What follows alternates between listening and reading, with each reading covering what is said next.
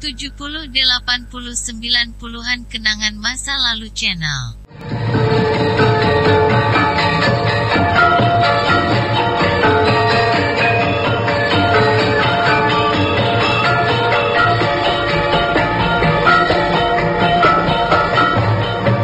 Dalam seri ke-205 ini didukung oleh para pemain Nonon sebagai Ayu Pupu, Ivonero sebagai Sakawuni, Ferry Fadli sebagai Arya Kamandanu, Kang Iwan sebagai Ki Sugata Brahma, Abang dan Adek sebagai prajurit, Suryadin Tanjung sebagai Jaran Lejong, dan Asdi Suhastra pembawa cerita.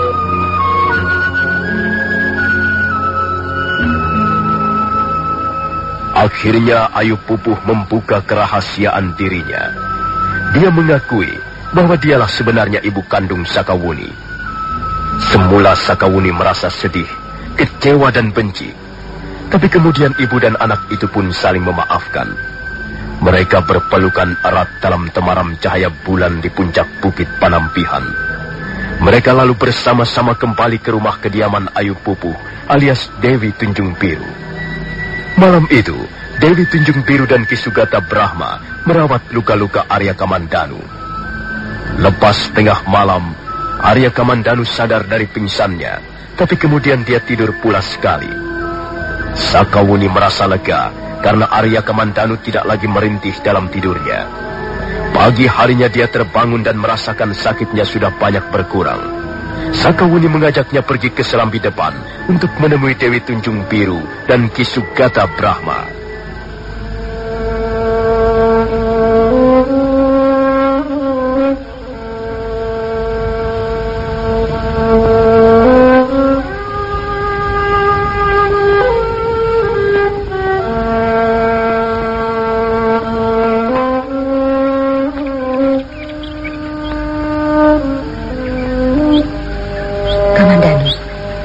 Bagaimana keadaanmu sekarang? Saya merasakan tubuh saya sudah menjadi lebih segar. Kau sembuh karena bunga tunjung biru itu, Kamandanu? Tidak, Sakawuni.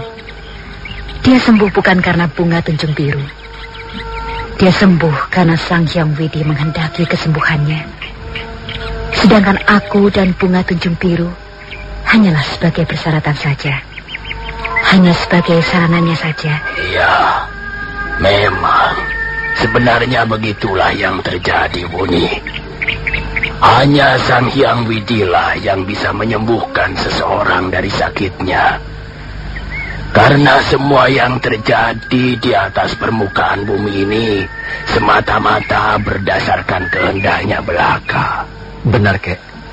Namun begitu, rasanya saya pantas untuk mengucapkan terima kasih atas pertolongan Dewi Tunjung Biru. Iya. Tak ada buruknya mengucapkan rasa terima kasih pada seseorang. Nah, sekarang bagaimana, Pupu? Apakah kau benar-benar ingin melupakan desa Tanibala, desa kelahiranmu? Tidak, Ayah. Bagaimanapun juga, saya tidak akan pernah melupakan Tanibala. Disitulah saya pernah dilahirkan dan dibesarkan. Namun untuk saat sekarang ini, saya terpaksa belum bisa pergi kemana-mana, Ayah. Banyak sekali orang-orang yang datang kemari untuk minta pertolongan saya. Kadangkala mereka datang dari desa-desa yang jauh di bawah sana, Ayah. Ibu sekarang sudah menjadi seorang ahli obat yang mulai terkenal namanya, Kek. Bagus. Aku merasa gembira dan bangga karena kau bisa mengabadikan ilmu yang kau miliki untuk kepentingan orang banyak. Kukira sekarang ini kau sudah menemukan jalan hidupmu yang lebih mantap, Pupu.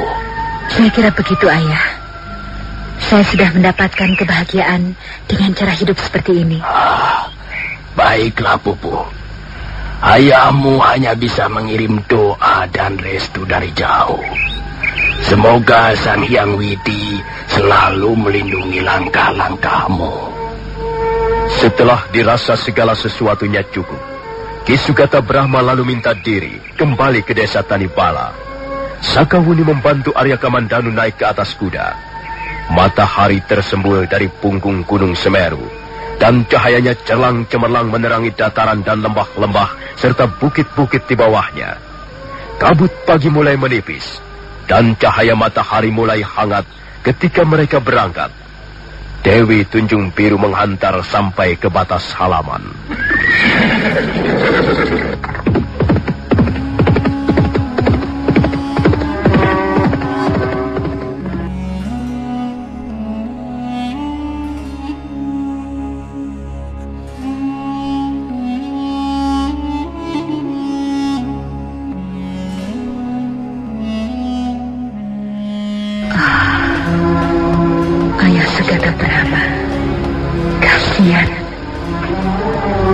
Beliau nampak semakin tua. Tapi syukurlah, agaknya beliau mengerti apa yang kulakukan di puncak bukit Panampihan ini. Beliau memang seorang yang sangat sabar dan bijaksana. Aku bangga sekali mempunyai orang tua seperti beliau. Sakawuni anakku, Ibu tahu apa yang sedang bergejolak di dalam hatimu, Nak. Ibu tahu kau sedang jatuh cinta. Mudah-mudahan saja kau tidak salah menentukan pilihan. Mudah-mudahan kau tidak mengulangi pengalaman ibu di masa lalu. Semoga hidupmu kelak bahagia, Nak. Semoga Sang Hyang Widi selalu melimpahkan rahmatnya untukmu.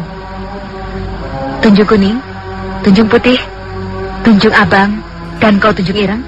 Ayolah, mengapa kalian malah berdiri berjajar di situ? Ayolah kita mulai bekerja seperti biasa lagi. Masih banyak pekerjaan yang harus kita selesaikan hari ini.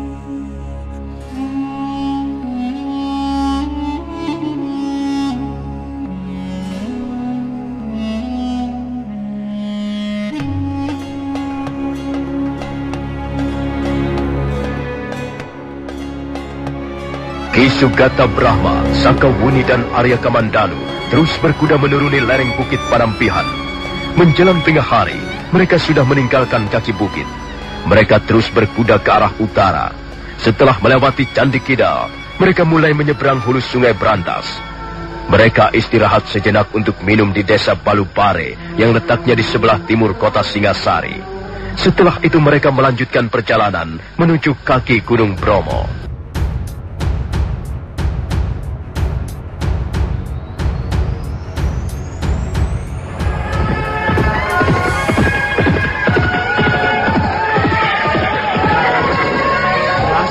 Aku tidak akan salah, Kakang. Aku mengenal salah seorang dari mereka. Hah? Orang yang mana yang kau maksudkan? Yang perempuan. Aku masih bisa mengenali wajahnya dengan baik. Tapi aku masih meragukannya. Kita hanya berpapasan sekilas dengan mereka itu. Tapi aku dapat melihat wajahnya dengan cukup jelas, Kang. Ya, sekalipun kau mengenali orang itu, apa yang bisa kita lakukan? Hah? Kita mempunyai tugas yang lain sekarang ini. Kita bisa melaporkannya pada Tuanku Perwira Jaran Lejong, Kakang. Nah, itu dia Tuanku Jaran Lejong, Kakang.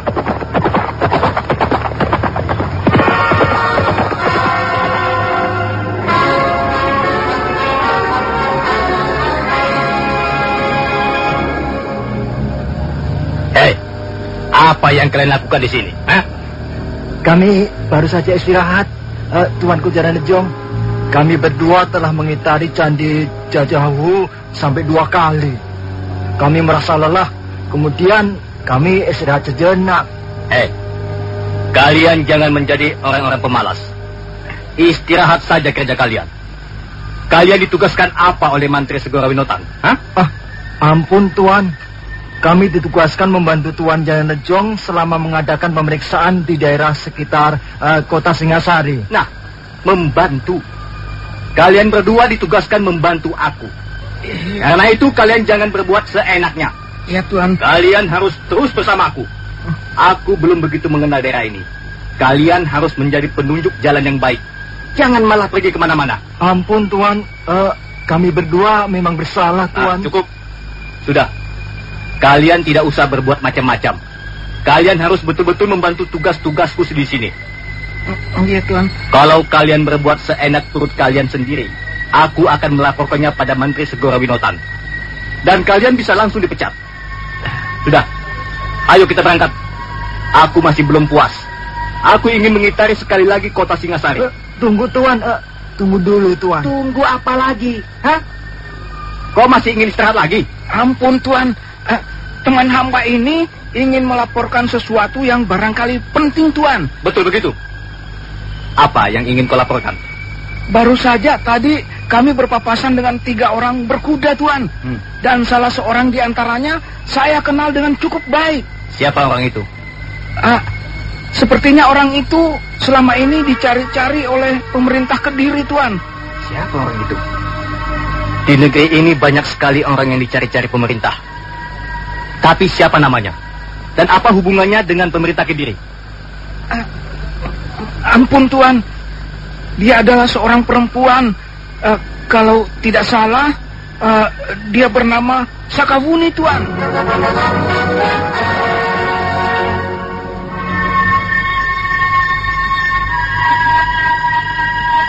Sakawuni. Bagaimana kau bisa yakin bahwa dia Sakawuni? Orang itu memang berbahaya sekali. Waktu itu hamba diutus Mantri Segoro Winotan ke Jason Wungkal untuk mengantarkan surat, Tuan. Iya. Disitulah hamba bisa bertatapan muka dengan pendekar wanita yang bernama Sakawuni. Malah waktu itu hamba duduk berhadapan dengannya, Tuan. Dan belum lama ini hamba dengar bahwa Sakawuni sedang dicari-cari. Apa benar begitu, Tuan? Iya. Dia memang dicari-cari pemerintah Kediri. Orang itu telah berkhianat. Orang itu mempunyai kesalahan yang sangat besar terhadap pemerintah Kediri. Kalau bisa ditangkap, dia bisa dihukum berat. Tapi prajurit. Iya, Tuan. Apa kau betul-betul yakin bahwa dia Sakawuni? Hamba yakin, Tuan. Memang dialah Sakawuni. Dia berkuda bersama 2 orang yang lain. Yang satu orangnya masih cukup muda, Tuan. Sedang yang satunya lagi sudah lanjut usia. Mereka berkuda ke arah sana, Tuan. Ke arah kaki Gunung Bromo. Kalau memang begitu, kita harus mengambil tindakan. Baiklah. Sekarang kalian berdua kutugaskan untuk membuntuti mereka. Sementara aku akan melaporkan hal ini pada Tuanku Bajil di Jasun Wungkal. Lalu setelah kami yakin kemana arah tujuan mereka, apa yang harus kami lakukan, Tuan? Dengar. Yang pertama kali, kalian harus dapat memastikan bahwa orang itu adalah Sakawuni.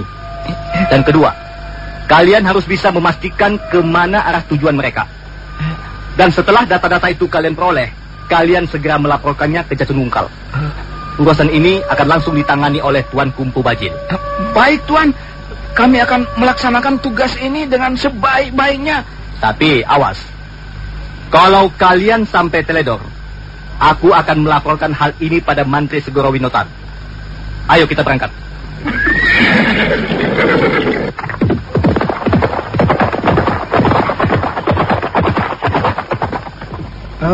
Sekarang bagaimana, Kakang? Ya, bagaimana lagi? Kita sudah mendapat tugas baru sekarang. Dan tugas ini jauh lebih berat dan berbahaya. Salah-salah, nyawa kita yang akan menjadi taruhannya. Mumpung belum terlalu lama, Kang. Saya kira mereka belum pergi terlalu jauh, Kang. Ayo, kita susul mereka, Kang.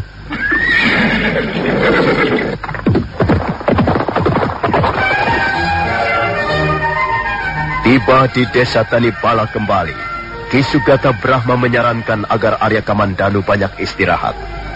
2 hari lamanya Arya Kamandanu hanya berbaring saja di ruangan tidurnya. Hari berikutnya dia terbangun dan merasakan tubuhnya menjadi semakin bertambah segar. Dia merasa jenuh terus-menerus berada di ruangan tidurnya. Dia ingin berjalan-jalan di luar untuk mencari suasana lain. Kamandanu, nampaknya kau jauh lebih segar pagi ini. Ya, benar Sakawuni. Lambung kiriku sudah tidak terasa sakit lagi. 2 malam ini aku tidur pulas sekali. Aku juga makan cukup banyak. Wah, kalau terus-menerus begini, aku bisa menjadi gemuk. Kalau kau menjadi gemuk, artinya kau hidup senang. Ya, tapi aku merasa jenuh. Aku ingin jalan-jalan di luar. Apakah kau tahu apa yang sebaiknya aku lakukan untuk menghilangkan kejenuhan ini, Sakawuni? Tentu saja aku tahu. Mari, kita buat acara yang menarik. Acara apa itu? Kalau memang benar-benar menarik, aku senang sekali. Ayolah ikut aku.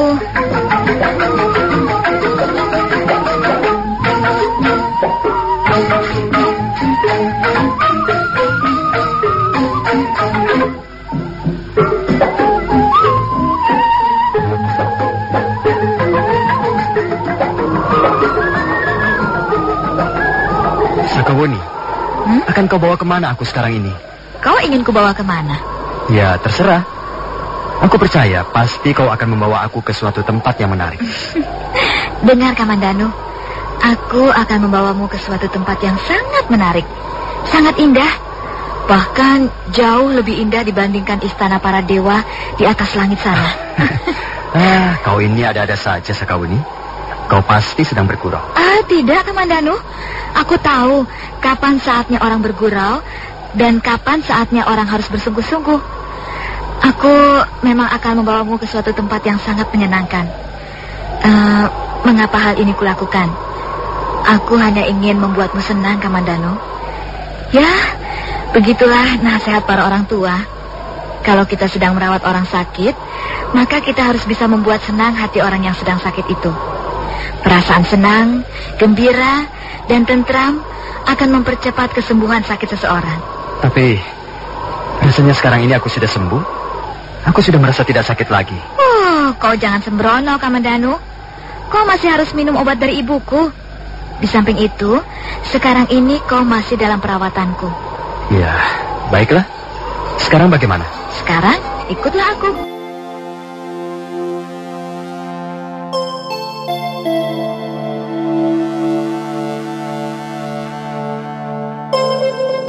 Tunggu, Sakawuni.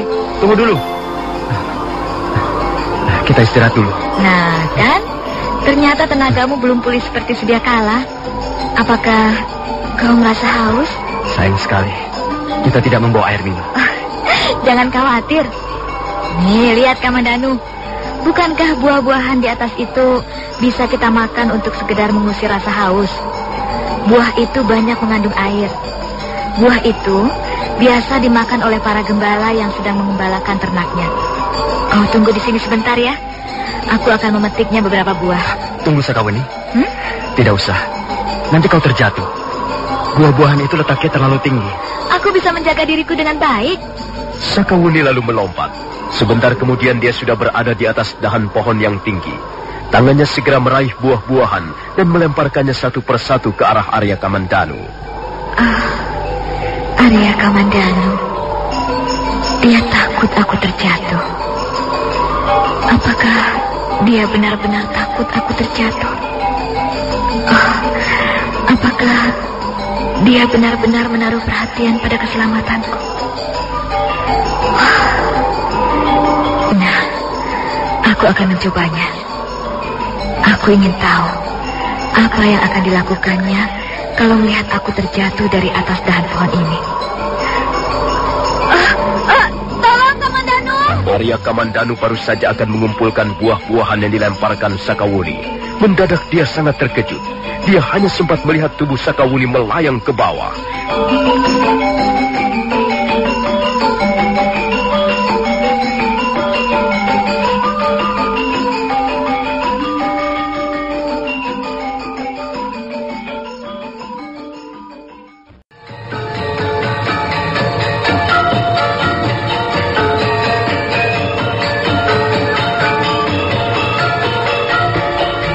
Sakawuni naik ke atas pohon buah-buahan.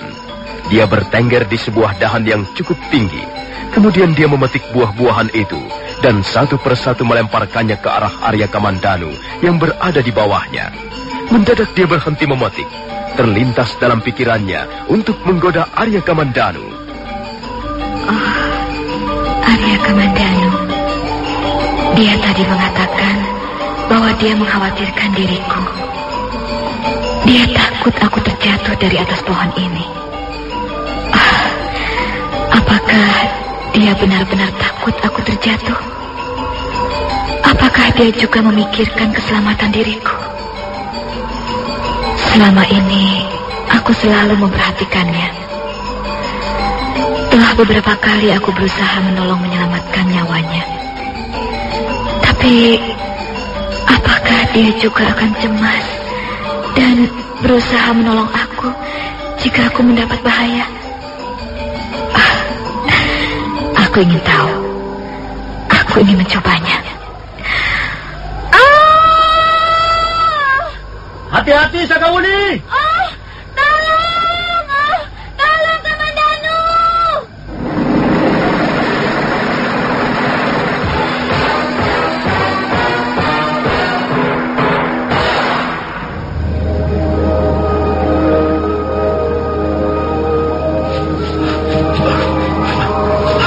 Sakawuni? Sakawuni? Oh, celaka. Rupanya dia pingsan. Oh, apa yang harus aku lakukan? Sakawuni?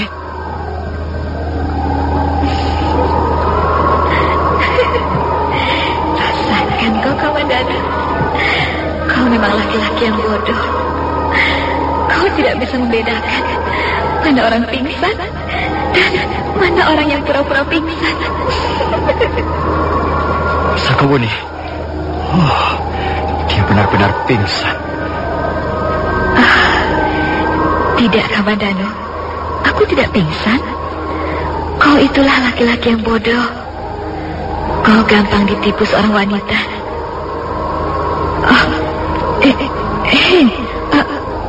Apa yang kau lakukan, Kamandanu? Aduh, dia meraba-raba wajahku. Kurang ajar. Dia menyentuh pundakku. Dia menyentuh pipiku. Aduh, bagaimana ini? Celaka. Kalau aku masih pura-pura pingsan, wah, habis seluruh tubuhku digerayangin Kamandanu. Kurang ajar. Tapi, aduh, mengapa hatiku menjadi berdebar-debar? Kurang asam. Aduh, dia sekarang mencekal pinggangku erat-erat. Wah, dia meraba-raba betisku. Awas kau, Kamandanu. Apa yang harus aku lakukan sekarang? Tubuhku masih belum terlalu kuat. Tapi, aku tidak mungkin membiarkannya terus-menerus berbaring dalam keadaan pingsan di tempat ini. Kalau begitu, aku harus menggendongnya ke tempat yang lebih sejuk. Nah, itu. Aku akan membawanya ke bawah pohon yang rindang itu. Arya Kamandanu lalu mengangkat tubuh Sakawuni perlahan-lahan. Sakawuni, gadis yang liar dan nakal itu diam saja ketika tubuhnya dibopong Arya Kamandanu menuju ke sebuah pohon yang rindang.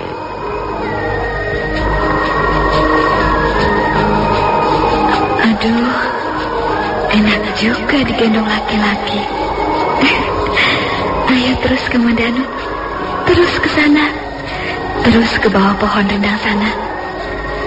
Aduh, sayang sekali dia tidak tahu bahwa sebenarnya aku hanya pura-pura pingsan. Kalau saja dia tahu, tentulah rasanya akan lebih enak. Tangan laki-laki ini benar-benar perkasa. Aku yakin tangan-tangan seperti ini akan sanggup melindungi seorang wanita selama-lamanya. Tangan yang penuh tanggung jawab. Tangan yang sanggup menempuh bahaya untuk melindungi istrinya. Aduh, rasanya seperti di ayun-ayun di awang-awang. Rasanya aku mau digendong seperti ini selama-lamanya. Terima kasih, Kamandanu. Terima kasih. Hari ini kau telah benar-benar menaklukkan hati Sakawuni. Dan aku menjadi lega dan gembira. Rupanya kau juga mencemaskan keselamatanku. Rupanya kau juga kebingungan begitu melihat aku mengalami bahaya. Aduh, bunyi nafasnya sampai ngos-ngosan. Dan keringatnya menetes di wajahku. Ya, nyaman sekali. Nyaman sekali rasanya.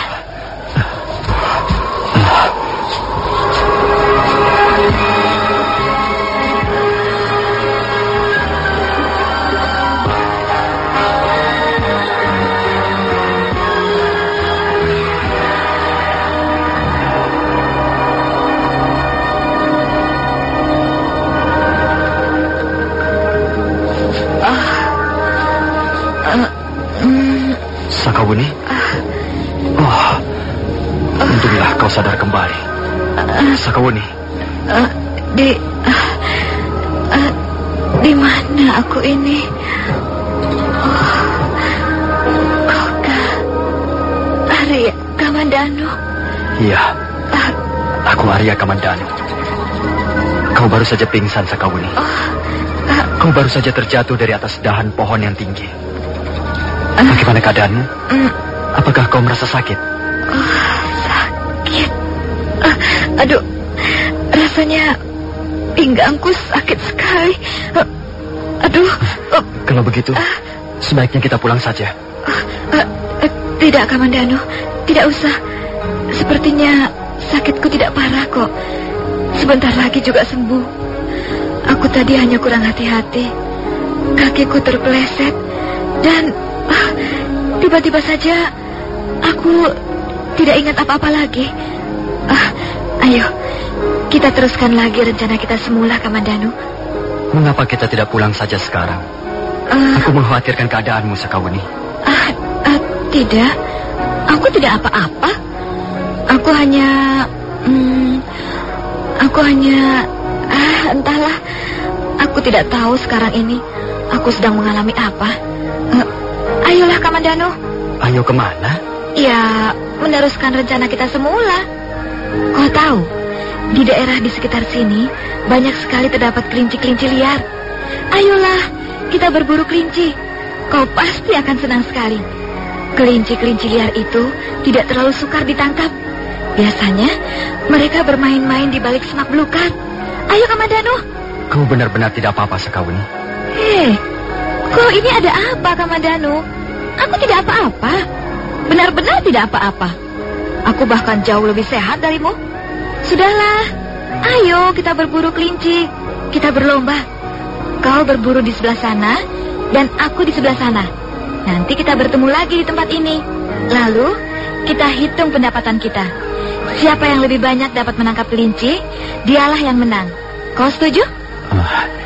Baiklah, aku setuju.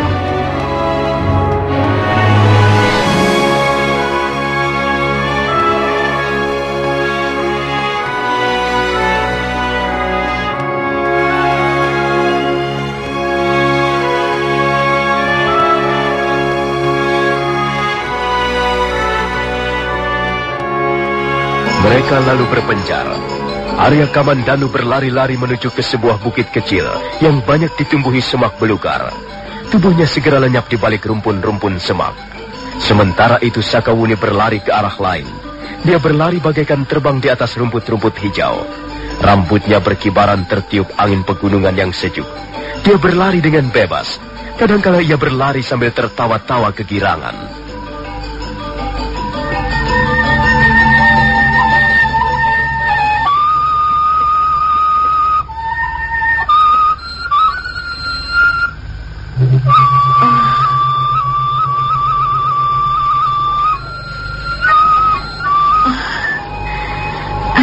Indahnya pagi yang cerah ini. Baru kali ini aku menyadari bahwa desa Tanibala adalah desa yang indah. Desa kelahiranku adalah desa yang jelita. Mengapa baru sekarang aku bisa merasakan dan menikmati keindahannya? Mungkinkah hal itu karena jiwaku selama ini senantiasa gersang? Sungguh menyakitkan mempunyai jiwa yang gersang. Tak ada yang bisa dilihat kecuali kegersangan. Tapi sekarang, apa yang tampak terbentang di depan mataku sama sekali berbeda. Semua tampak indah. Rumput-rumput pun ikut indah. Mega-mega di angkasa bagaikan bunga-bunga. Angin membelai bagaikan bisikan asmara Dewa Kamajaya. Oh, apakah memang begini rasanya sedang jatuh cinta? Cinta. Cinta. Rupanya cinta itulah yang selama ini tak pernah aku miliki. Rupanya cinta merupakan mata air di tanah gersang. Ya, cinta adalah mata air di tanah gersang. Barang siapa tidak memiliki cinta atau ditinggalkan cinta, maka hidupnya akan menjadi gersang. Gersang dan kering kerontang.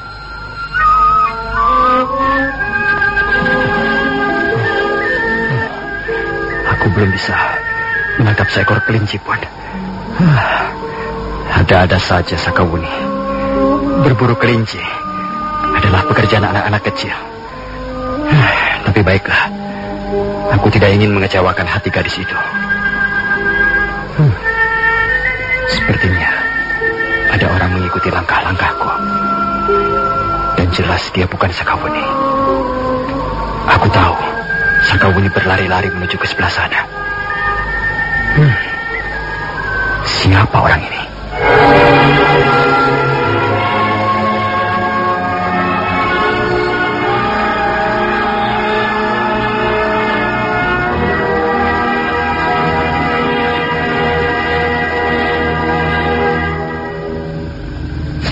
Oh, kiranya kau yang mengikuti langkah-langkahku. Benar, Kamandano. Akulah yang mengikuti langkah-langkahmu. Aku tahu sekarang. Aku tahu watak dan sifatmu yang sesungguhnya. Kau laki-laki berhati busuk. Tunggu Nini Ragarunting. Ada apa sebenarnya? Nah. Sekarang kau pura-pura tidak tahu persoalannya. Kau benar-benar laki-laki berhati busuk. Apa saja yang kau lakukan di tempat ini, Kamandano? Selama ini, aku sedang menderita luka-luka yang cukup parah, Nini Ragarunting. Alah, masa bodoh dengan luka-lukamu itu? Apa kau mau luka-luka atau mau mampus sekalian? Aku tidak ambil peduli. Sekarang ini kau harus menjawab pertanyaanku, Kamandano. Tahukah kau artinya kewajiban seorang laki-laki? Tahukah kau artinya kewajiban seorang laki-laki yang sudah mempunyai istri? Jawab, Kamandano. Jangan main-main. Aku datang jauh-jauh dari lereng Arjuna ke lereng Bromo ini tidak untuk main-main. Aku tahu, Nini Ragarunting. Kau pasti akan mengabarkan sesuatu tentang Mesin. Bagaimana keadaannya? Apakah dia dalam keadaan sehat-sehat saja? Kau benar-benar buaya darat, Kadal Buntu. Kau itu suaminya, Kamandano. Mesin itu istrimu. Mengapa kau malah bertanya padaku? Seharusnya kau tahu keadaan istrimu. Bagaimana aku bisa tahu, Nini Ragarunting? Bagaimana kau bisa tahu? Baiklah, aku mengaku bersalah. Bukan pengakuan seperti itu yang aku butuhkan. Kau ini sebenarnya mau apa? Kau berkata bahwa kau mencintai istrimu. Tapi tiba-tiba saja kau tinggal pergi dia sendirian dalam keadaan hamil. Kau malah keluyuran ke sana kemari. Sekarang kau enak-enak bermesraan dengan seorang gadis lain. Apakah itu pantas? Apakah itu perbuatan seorang laki-laki yang patut dipuji? Jangan goblok, Kamandano. Kalau kau masih ingin membela diri, namanya kau laki-laki yang goblok. Goblok dan tidak tahu malu. Lalu sekarang aku harus bagaimana? Kenyataannya sekarang ini keadaanku seperti ini. Aku masih belum sembuh benar dari luka-lukaku. Ketahuilah, Kamandano. Mesin sekarang sedang dalam keadaan hamil tua. Setiap saat bisa saja dia melahirkan. Sedangkan kau, suaminya, tidak ada di rumah. Dia cukup menderita akibat kelakuan dan sikapmu, Kamandano. Mengapa kau tak henti-hentinya menyiksa wanita itu? Kalau memang kau tidak mencintainya, lebih baik kau ceraikan saja dia. Tidak, Nini Raka Runting. Aku tidak bisa menceraikannya. Aku mencintai wanita itu. Kadal buntung. Omong kosong apa ini? Kau mencintai Mesin? Mana buktinya? Mana pengorbanan yang telah kau berikan untuk wanita itu? Kau jangan menipu aku, Kamandanu. Sekalipun aku belum pernah mempunyai suami, tapi Nini Raga Runting tahu persis siapa dan apa itu laki-laki. Dia tidak lebih dari seekor kadal buntung, makhluk jahat yang pantas untuk dikuliti kepalanya. Nini Raga Runting, kau boleh saja mempunyai pendapat-pendapatmu sendiri tentang laki-laki. Aku tidak akan ikut campur. Tapi kukira kau pun tidak berhak untuk ikut campur urusan keluarga kami. Mesin itu adalah istriku. Tutup mulutmu. Enak saja bicara. Pikir dulu, Kamandanu. Pikir dulu kalau kau mau bicara. Jangan hanya asal nyeplok saja. Mesin itu memang istrimu. Tapi dia adalah seorang wanita seperti halnya Nini Raga Runting. Dan aku tidak akan terima jika seorang wanita diinjak-injak martabatnya oleh laki-laki. Aku pasti akan membelanya. Kau memang seorang suami yang pantas dihajar sampai babak belur.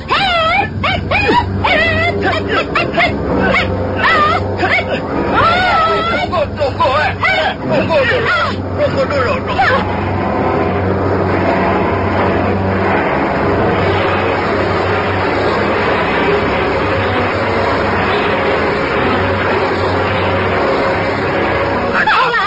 Kau lagi, sapi ompong. Iya, aku lagi Kapten Peot, ada apa ini? Apa datang kemari? Sana pergi, sana.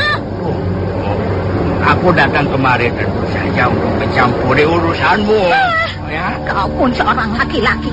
Kalian berdua ini sama saja. Kalian sama busuknya, kalian sama jahatnya. Kaki Kang Parowang. Kau mau pergi atau tidak? Tunggu dulu, kataku. Aku ingin ikut bicara. Apa tidak boleh? Alah, kau pasti akan membelanya. Aku tidak akan membela siapa-siapa. Aku hanya akan menyumbang bicara. Dan ada pepatah yang mengatakan bahwa 3 kepala pasti akan jauh lebih baik daripada hanya sebuah kepala. Itu hanya kata pepatah. Tapi kenyataannya, aku tidak membutuhkan kepalamu. Isi kepala laki-laki hanyalah comberan. Apa ini? Tunggu dulu.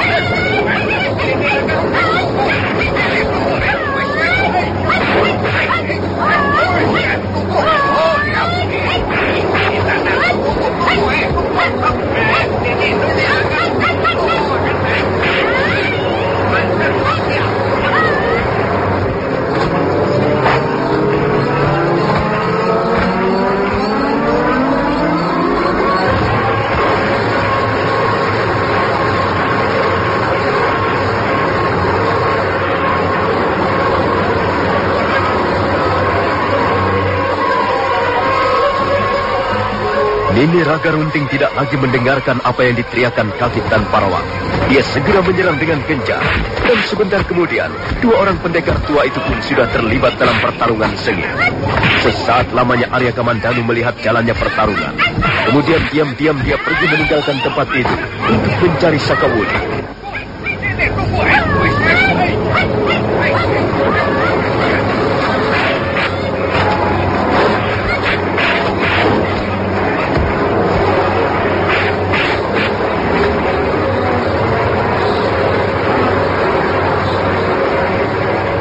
Nah, saudara pendengar, bagaimanakah kisah selanjutnya? Apakah yang akan dialami Arya Kamandanu dan Sakawuni? Silakan menunggu seri berikutnya.